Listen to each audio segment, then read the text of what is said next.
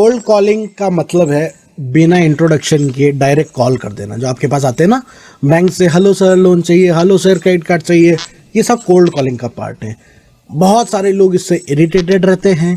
काफ़ी ज़्यादा केसेस में ये अब उतना इफेक्टिव नहीं रहा है, लेकिन अगर आप इसको एक सिस्टमेटिक वे से यूज़ करें कि अपना मेल भेजें, उसके बाद उनसे रेगुलर मेल पे टचअप किया, फिर एक बार कॉल कर दिया या फिर व्हाट्सएप पे एक बार हाय हेलो भेज दिया, तब जाकर आप कोल्ड कॉलिंग को अच्छे से यूज़ कर पाएंगे। लेकिन अभी भी बहुत सारी ऐसी कंट्रीज़ और ऐसे रीजन है जहाँ पर कोल्ड कॉलिंग अच्छे से चलता है, तो हमें बाहर से कम्युनिकेट करना आना चाहिए।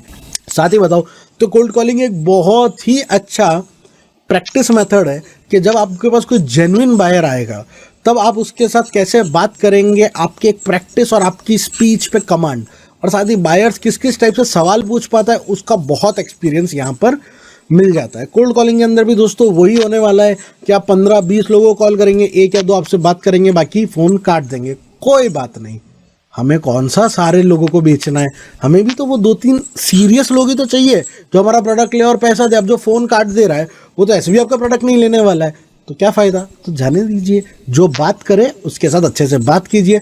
जो बात नहीं कर रहा है, रिप्लाई नहीं कर रहा है, फ़ोन काट रहा है, कोई बात नहीं। ये सब होता है, ये सब part and parcel of marketing है। देखिए हम लाइफ में कितने लोगों से मिलते हैं, क्या सब जने हमारे बेस्ट फ्रेंड है? नहीं ना। हम अगर 1000 लोगों से मिले होंगे आज तक तो हमारे 5-10 ही तो बेस्ट फ्रेंड होते हैं। वैसे ही आप इस तरीके से मार्केटिंग को ट्रीट कीजिए कि जो आपके प्रोडक्ट खरीद रहे हैं वो आपके बिजनेस के बेस्ट फ्रेंड्स हैं। तो क्या आपके हर जना बेस्ट फ्रेंड हो सकता है? शायद हाँ, शायद ना। मैं तो चाहूँगा कि हर जना ही आपका प्रोडक्ट ले ले, लेकिन अगर नहीं भी ले रहा है तो कोई बात नहीं, अपने को काम करते रहना है। अब कोल्ड कॉलिंग करने से पहले हमें कुछ चीज़ों का ध्यान रखना है। सबसे पहले टाइमिंग ऑफ द कंट्री। अब हमारे यहाँ दिन की 12 बज रही है, वहाँ रात की 9 बज रही है, थोड़ी चलेगा। जब वहाँ का कन्वीनियंट टाइम हो, भले हमारे यहाँ रात की 3 बज रही हो, हम तब कॉल करेंगे।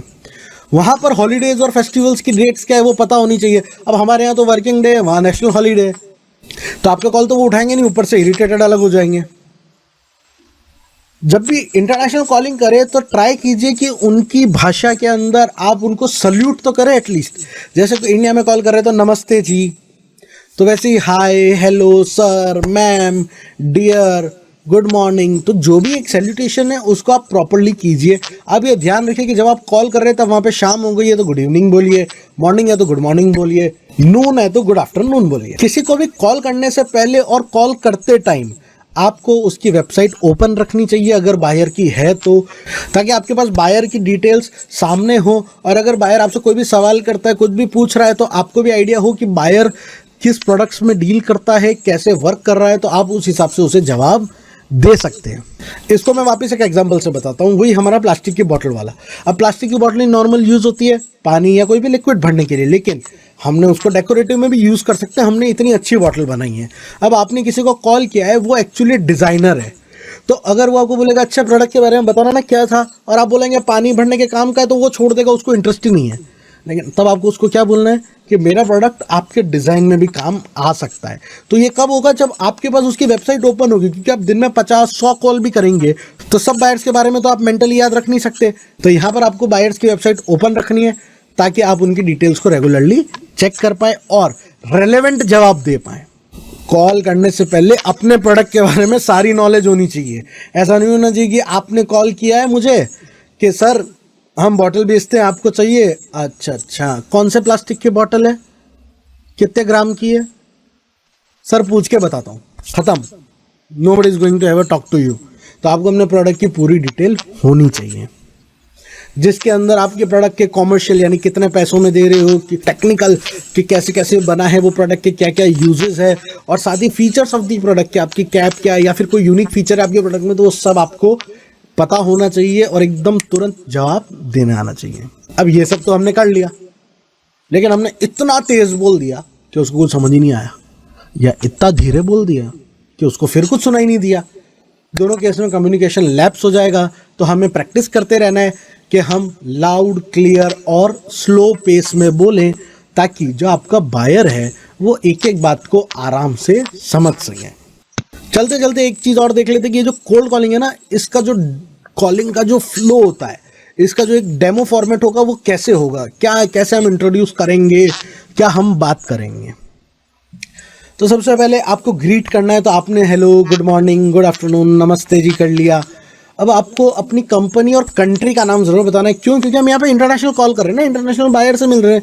तो I am calling from ABC company in India. अब आपका नाम क्या है, कौन, वो आपको बताना है। इसके बाद आपको पूछना है कि can I speak to the concern person. तो अगर आपके पास डायरेक्ट मोबाइल नंबर है तो यहाँ पर आप कैन आई स्पीक की जगह आप ये लिख सकते हैं, am I talking to this person. तो वो क्लियर हो जाएगा कि जिसका नंबर है आप उसी से बात कर रहे हैं, उसी अथॉरिटी पे बात कर रहे हैं। लेकिन अगर आपके पास कोई लैंडलाइन नंबर है कंपनी का, तो फिर आपको वहाँ पर रिसेप्शनिस्ट से रिक्वेस्ट करनी होगी कि can I speak to whoever is incharge, जहाँ पे आपको इंचार्ज के बारे में नहीं पता है। तो can I speak to purchase, import, procurement department of the product, generally यही नाम होते हैं। तो ये आपको वेबसाइट पे और क्लियरली दिख जाएगा कि उन लोगों ने क्या नाम दे रखा है। उन लोगों ने नाम दे रखा है अपने परचेज डिपार्टमेंट का एज अ इम्पोर्ट डिपार्टमेंट दे रखा है, या फिर उन्होंने प्रोक्योरमेंट वर्ड यूज कर रखा है, या फिर उन्होंने सिर्फ सप्लायर्स मैनेजर या इस टाइप का कोई भी नाम दे रखा है। तो ये हमें उनके वेबसाइट से पहले से पता होना चाहिए। इसके बाद अगर रिसेप्शनिस्ट ने आपका कॉल ट्रांसफर कर लिया है तो फिर आपको वापस अपना इंट्रोडक्शन देना है, वापस बताना है कि आप कौन सी कंपनी से हैं और आप कौन हैं। इसके बाद आपको काफ़ी क्लियरली उन्हें बताना है कि आपको उनका रेफरेंस कहाँ से मिला। आपको रेफरेंस बताना ज़रूरी है, जैसे कि हेलो सर, मैं कुणाल बोल रहा हूँ, मेरे को आपका रेफरेंस इंडिया ट्रेड पोर्टल से मिला है, वहाँ से मेरे को आपकी कंपनी के बारे में जानने को मिला। सर, जब मैंने आपकी वेबसाइट को चेक किया तो वहाँ मुझे पता पड़ा कि आप भी ये प्रोडक्ट्स को यूज़ करते हैं और हम इन प्रोडक्ट के सप्लायर हैं। तो यहाँ से आपने कनेक्शन बनाया, एक लॉजिकल अंडरस्टैंडिंग बनाई। अब अगर वो जो बायर है वो जेन्युइनली उन प्रोडक्ट्स को यूज़ करता है, परचेस करता है अपने प्रोडक्ट्स के लिए या रीसेलिंग के लिए, तो मोस्टली वो आपसे बात करेगा। लेकिन अगर बायर कहता है अच्छा हाँ ठीक है चलो रखो, मेरे को मेल कर देना, मेरे पास टाइम नहीं है, तो हो सकता है कि वो बिजी हो या फिर वो उन प्रोडक्ट्स में डील नहीं करता हो। हमें कोई मतलब नहीं है, हमें हमारा काम करते रहना है। अगर वो यहाँ पर फ़ोन कट भी कर देता है तो कोई बात नहीं, हमें मेल पे शिफ्ट हो जाना है और महीने भर बाद वापस ट्राई करना है। लेकिन यहाँ पर अगर बायर ने फ़ोन नहीं काटा और बोला अच्छा ठीक है बताइए, तब आपको उनसे बोलना है कि sir I would like to discuss, मैं आपसे समझना चाहूँगा कि आपकी क्या क्या रिक्वायरमेंट्स है, क्या नीड्स है, किस क्वांटिटी में आप खरीदते हैं, आपकी एक्सपेक्टेशन क्या अपने सप्लायर से। तो ऐसे आपको बायर से बुलवाना है। बायर आपसे जितनी ज़्यादा बात करेगा उतने ज़्यादा चांसेस है कि आपकी सेल्स कन्वर्ट हो सकती है। अगर बायर बात ही नहीं कर रहा है तो चांसेस बहुत कम हो जाते हैं। बायर ने अपनी रिक्वायरमेंट सारी बता दी कि हमें प्लास्टिक की बोतल है, हम इस टाइप की यूज़ करते हैं, हम ये पर्पज़ से यूज़ करते हैं, लेकिन देखो भाई साहब हम इंपोर्ट नहीं करते। तो आप तो अटक गए, अरे भैया हमें तो एक्सपोर्ट करना है। अब बायर ने कह दिया हम तो लोकल मार्केट से ले लेते हैं। तो अब यहाँ पर आपके पास दो ऑप्शन होते हैं। अगर आपके पास अच्छा नॉलेज है तो आप उन्हें कह सकते हैं कि सर लोकल मार्केट में मेरे हिसाब से ये आइटम ये प्राइस में मिलती है, हम आपको इस प्राइस या इससे आसपास प्राइस में बेटर क्वालिटी दे सकते हैं। तो एक आप काउंटर ऑफर कर सकते हैं ताकि वो जहाँ से भी ले रहा है वहाँ से छोड़कर आपसे लेने लग जाए। और या फिर आप उन्हें कह सकते हैं ठीक है सर कोई बात नहीं, आप अभी इंपोर्ट नहीं कर रहे हैं, लेकिन फ्यूचर में अगर कभी करना चाहें तो मैं आपको मेरी कंपनी की प्रेजेंटेशन और हमारे प्रोडक्ट की ब्रोशर भेजना चाहूँगा, आप प्लीज़ अपना ईमेल आईडी दे दीजिए। और अगर आप रिसेप्शनिस्ट के थ्रू गए हैं तो यहाँ पर मौका है आप बायर से डायरेक्ट उसका नंबर मांग लीजिए। लेकिन अगर आपके पास ऑलरेडी डायरेक्ट नंबर है तो कोई बात नहीं, वापस नंबर मांगने की ज़रूरत नहीं है, थोड़ा लेम सा लगेगा। उसके बाद आप मेल भेज दीजिए। और अगर बायर ने कहा है कि भाई वो नॉर्मल इंपोर्ट नहीं करता है तो आप इस बायर को महीने भर के फॉलोअप में डाल दीजिए कि हर महीने हम इन्हें एक बार हाय हेलो व्हाट्सएप करते रहेंगे और ईमेल भेजते रहेंगे। लेकिन अगर बायर इंपोर्ट करता है तो फिर आपको हर 4 दिन 1 हफ्ते के अंदर बायर के साथ फॉलोअप करना चाहिए। फॉलोअप करने में एक चीज़ का ध्यान और रखना है, याद है ना जब हमने बायर से पूछा था कि सर आप कौन सा प्रोडक्ट यूज़ करते हैं, क्या आपकी रिक्वायरमेंट है, तब अगर आपको बायर की रिक्वायरमेंट सुन के लगता है कि नहीं ये तो रेगुलर रिक्वायरमेंट है, इसको तो हर 15 दिन में माल चाहिए, तो फिर हम जल्दी जल्दी फॉलोअप करेंगे। लेकिन अगर आपको उनकी रिक्वायरमेंट सुन के लगता है कि नहीं ये तो बहुत ही स्मॉल बायर है, ये तो 3, 5, 6 महीने में एक बार ऑर्डर प्लेस करते हैं, तो वहाँ पर हम 20-25 दिन या 1-1.5 महीने में एक बार फॉलोअप करेंगे।